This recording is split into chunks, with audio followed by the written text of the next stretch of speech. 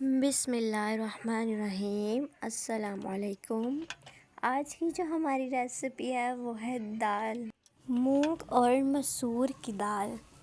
تو لے لیتے ہیں۔ سب سے پہلے میں نے پیاز کاٹ لیا ہے اور ساتھ ہی میں نے ٹماٹر کاٹ لیا ہے۔ دال میں نے بھگو کے رکھی ہوئی تھی، آپ لوگوں نے بھی اسے پہلے ہی گھنٹہ دو بھگو کے رکھ لینا تاکہ یہ تھوڑی سافٹ ہو جائے، اور اس کا جو گندگی ہوتی ہے اس کے بیچ میں وہ ساری آپ نے صاف کر لینی ہے۔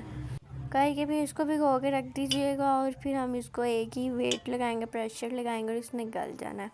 اس میں ہم لوگ نمک، مرچ، ہلدی، سوکھا دھنیا، زیرہ، یہ سب کچھ جو بیسکس ہمارے مسالے ہوتے ہیں یہ سب ڈال کے ہم نے اس کو ویٹ لگا دینا ہے۔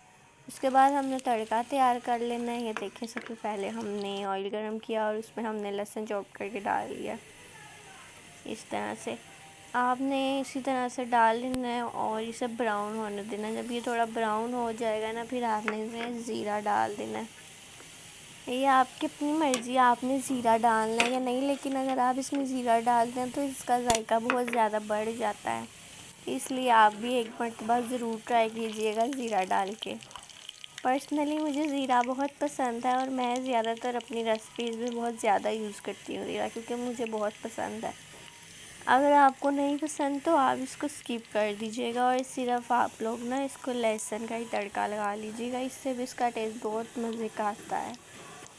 اس طرح سے آپ نے اس کو براؤن کر لینا، زیرے کو بھی اور لہسن کو بھی۔ جب یہ اچھے طریقے سے براؤن ہو جائے گا نا، یہ دیکھیں یہ کلر آ رہا ہے نا، اس کا کلر چینج ہو رہا ہے آہستہ آہستہ۔ اس کا کلر چینج ہوگا پھر ہم اس کے ساتھ اس کو تڑکا لگائیں گے۔